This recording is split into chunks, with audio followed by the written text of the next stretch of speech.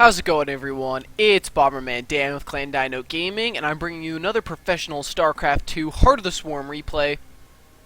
In today's best of 3, it is going to be EG Jaedong, our red Zerg spawning in the top left-hand corner of Belshir Vestige, and our blue Protoss spawning in the bottom right-hand corner of Belshir Vestige. It will be Alliance Naniwa. Now, as you can see, I'm not using Game Heart, if you watched my last best of 3, and needless to say, Game Heart doesn't work the best with replays. So I'm using Blizzard's new UI interface. It's a minimalistic one, as you can tell. There's a lot less clutter around the screen, and that I kind of like that a lot better. You know, it provides like a more open feel, and especially we don't have that little like observer like control panel. I can actually toggle that on and off. You can see the production and stuff is down here. We can go to units, units lost, everything like that, which is really cool. Maybe even that's active forces. APM's right there.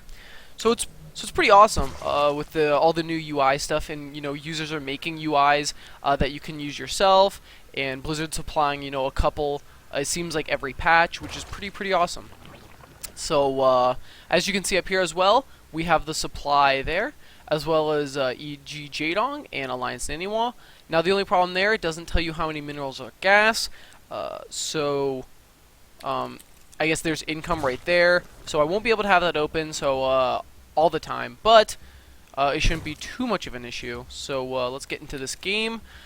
We do see Naniwa, of course, opening up with a gateway expand, something that he normally does against Zerg players. Naniwa kind of was one of the first players to go heavy gateway expand, kind of steering away from the Forge Fast expand, and now he does it basically every PvZ because he just feels comfortable with what you can do with it. So this Cybernex core does go down, and we see that he does have 2 gas geysers with 2 probes in each, so he's going to be using some gas management there. Jaedong playing very standard, has his main basically mining at full capacity, and as well has his natural down, as well as a spawning pool already finished up. So a pretty safe build there, nonetheless. So Jaedong did lose to Naniwa last DreamHack, so doesn't really want to repeat like any mistakes there, so he's going to be playing pretty safe because Naniwa is one of the best foreign Protosses in the world. So just something to be careful of. Jaedong is going to actually push forward with a couple lings, and Naniwa does not have a zealot or anything else yet. This pylon on the low ground has a potential to be taken out here. The zealot is going to just start right now, but the mothership core is about almost done here, and the nexus does go down.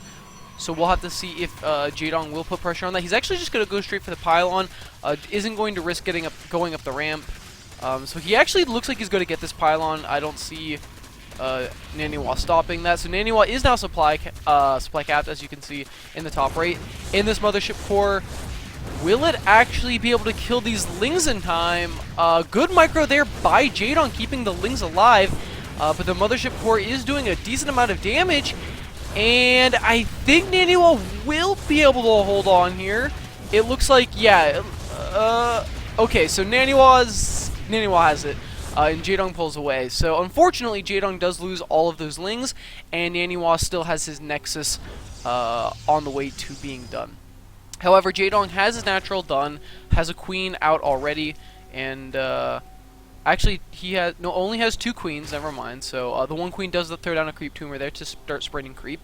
There is 1 geyser in the main, but there are no drones on it whatsoever right now.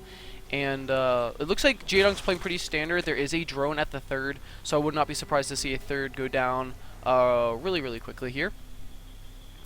Naniwa, on the other hand, does have a Twilight Council down and a Dark Shrine right there. So not I wouldn't say the most hidden position here, because an Overlord is actually going to come in here, and it looks like will the Overlord spot it? The Overlord does spot it there, so sorry I messed up a little. Jaedong does know that there is a Dark Shrine on the way. Jaedong, however, does have his 3rd going down, and it seems to me that Jaedong actually isn't reacting to this Dark Shrine at all. Maybe he feels very comfortable. There's no Overseer No, there's absolutely no overseers around the map. There are no spore crawlers. So this actually could be a problem here. I think he might be underestimating Jaedong a little. There is, Naniwa. There is a proxy pylon here for the DT Warbans, and this probe's gonna scout around and say, okay, I don't see any overseers yet, but he will see this third base. And Naniwa, it looks like he's got a pretty good position to just go for it. His Dark Shrine's just sitting there, and this Overlord's going to come in for another scout, but it's actually out of range of that Dark Shrine, so it won't see it. And the DTs are going to go in, and there is absolutely no detection here. Okay, one Spore Crawler goes down in the main, one Spore Crawler goes down at the natural, and no Spore Crawlers at the third. But these 3 DTs are actually going to be able to take out this hatchery. I don't think Jaedong's going to be able to do anything about it. He has no Overseer. I don't think he has an Overseer even being made. And that's it. So he doesn't even have layer tech there. So there wasn't even a possibility for an Overseer. And Naniwa could just actually go back in and do more damage. The third has a Spore Crawler on the way to being built. He could just go in and snipe that. But it looks like he's just going to walk away doing a good amount of damage there. So now an Overseer is going down at the natural. And Jaedong in a very good position here. Sniping off that natural is going to do a lot. Now we do see a single forge on the way for upgrades, and we do have double Stargate in the main there. So there could be followed up by a very heavy Void Ray push or something like that, and it will be Void Rays. So it looks like that's actually what it's going to be. Going back to production, there are no probes, as you can see in Naniwa's production there. So actually, I lied as I said that he just started 2. So it's not necessarily like he's going to do a huge 2-base push here. If he didn't continue pro production, I would say he's actually just going to go all in with the Void Rays and DTs or Archons that he could make. But as of right now, he just made 2 more probes, so maybe that was to just finish saturating. He does have 20 down here at his natural, which is a little bit oversaturated. So he has plenty of probes. Yeah, he's still continuing probe production, so it looks like Naniwa isn't quite all in yet. Jaedong, on the other hand, though, he is getting more gas in his main. He has an evolution chamber down. His natural is finally back up and running here, and he does have his Roach Warren sitting behind his natural. But as we can see, there's no Hydralisk Den. There's Burrow on the way, but I don't think he's going to be able to deal with these Void Rays, actually, because he has nothing that can attack up. He is going to get a Ling run by going to the third, and that will cause it to cancel. So there we go. Naniwa does cancel his third base, so that's going to give Jaedong a little bit more time to stay into this game. As you can see, supplies are fairly close. They're about the same thing. But this third base, if Naniwa comes in here and snipes the Spore Crawler, it could be a lot of trouble here for Jaedong. So the Void Rays are going to get pushed back a little bit by these Queens, and they're doing a little bit of dance here. The Mothership Core is here to recall, and it looks like Naniwa is actually just going to go back home. There's going to be another Zerg run by, but there are 4 Zealots here at the natural, so it looks like they are going to be denied. And actually, they're just going to walk around it and may actually get in here and cause another cancel. One Zealot is going to get completely surrounded, and it looks like the Zerglings are actually going to just go for it. On the other hand, Naniwa is pushing forward here with his DTs and Void Rays. He did get 2 more. A Queen does go down, and it looks like he's actually just going to attack the hatchery with his Void Rays, and we can see that the Zerglings actually did cause the third to be canceled, and it looks like he might actually get the third base. Oh, a nice transfuse there by Jaedong, and the third base will go down, and it looks like these Queens will go down as well, so there is actually no need to recall out of here. And Jaedong is in a bad position. He did get the third canceled, but it's not like he killed it or did any actual economic damage.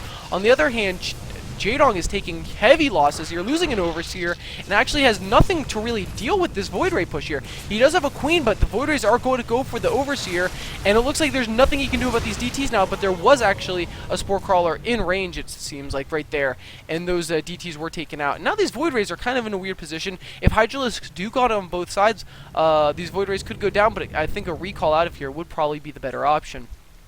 On the other hand, Jaedong is going for a counter push here with Roaches and a couple Hydralisks. He's going to try to take a 4th base, or I guess his 3rd over here instead of, actually he's double expanding, getting his 3rd and 4th. And as you can see here, the Void Rays and Mothership Core are still stuck.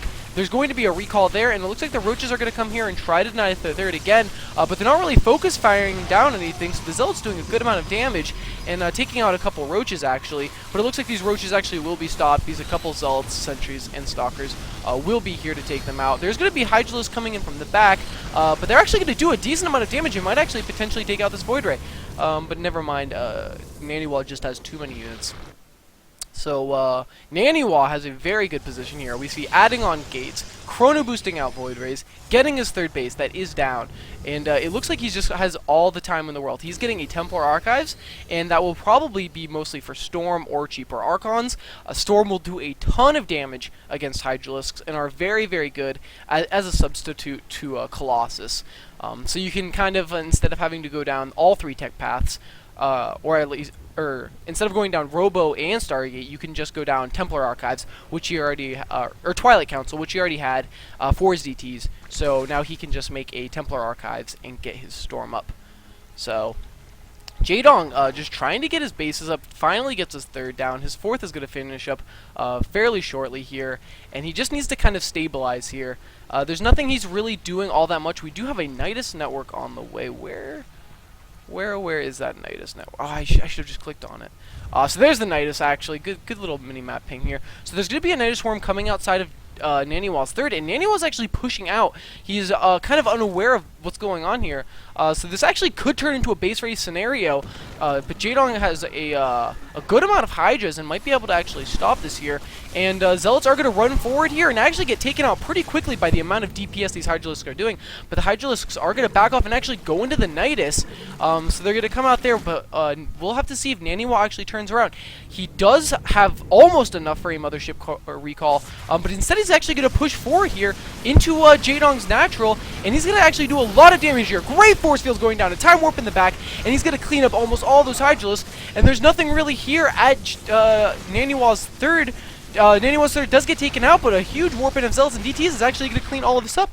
And it looks like Naniwa has actually won both sides of this battle. A good force field going down there, trapping 3 of the Roaches and preventing any reinforcements from coming down that ramp. And I think Naniwa's got this. It's 153 to 119 supply, and he's going to take out this natural base. He's going to take out all the drones. He could take out the Roach Warren, and I think Jaedong is going to have to tap out here. I don't think Jaedong can actually come back and win this game. He does have 3 mining bases still. Well, I take that back. 2 mining bases still. But he doesn't have an army to deal with this. He still has to make Roaches for the ground units, and he still has to make Hydralisks for the Void Rays, and he just can't afford everything. And I think that's going to be the game. The Zealots are actually enough to almost take out his entire army, and they're not even really what's going to be doing the damage here. So I think Naniwa's just, or I think Jaedong's just holding in for a little bit longer, but I mean, that's it. GG. So Naniwa takes game number 1, and stay tuned for game number 2 to see if Jaedong